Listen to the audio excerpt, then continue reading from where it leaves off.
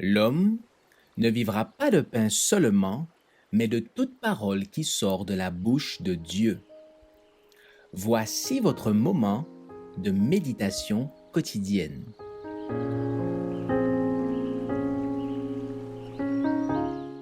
Vous recevrez une puissance.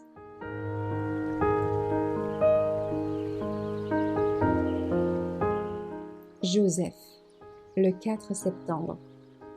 Dieu m'a envoyé devant vous pour vous assurer un reste dans le pays et pour vous permettre de survivre par une grande délivrance.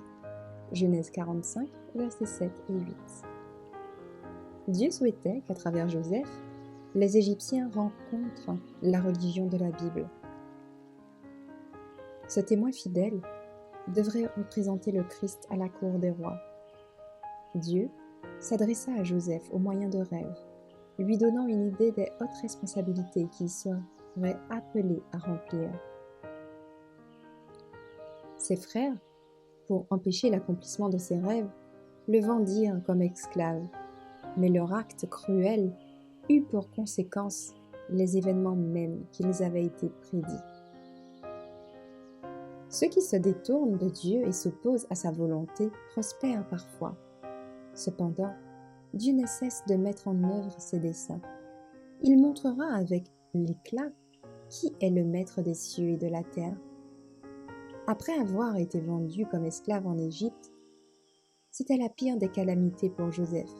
Mais il vit la nécessité de placer sa confiance en Dieu, comme jamais encore il ne l'avait fait quand l'amour de son père le protégeait. En Égypte, il garda Dieu dans son cœur, ce qui lui permit d'être heureux malgré son chagrin. Tout comme l'arche de Dieu qui apporta le repos et la prospérité en Israël, ce jeune homme qui aimait et craignait Dieu apporta des bénédictions à l'Égypte. C'était si évident dans son comportement que Potiphar, dans la maison duquel il servait, attribua les biens qui le comblaient à ce jeune esclave et le traitait plutôt comme son fils.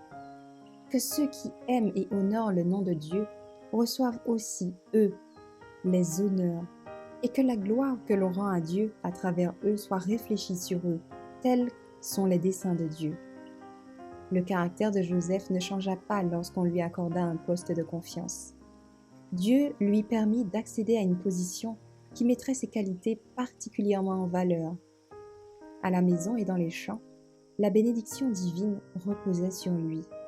L'entière responsabilité de la maison de Potiphar lui fut confiée, et il manifesta toujours la plus grande intégrité, car il aimait et craignait Dieu.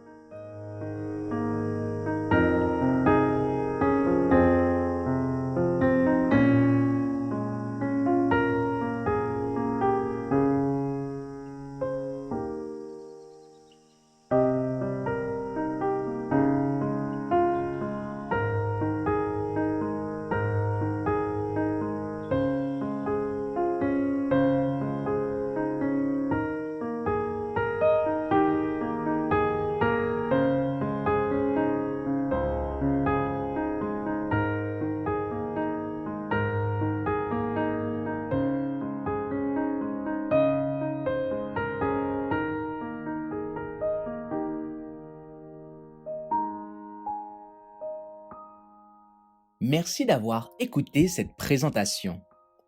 Assurez-vous de nous rejoindre demain pour votre moment de méditation quotidienne avec lereste.org.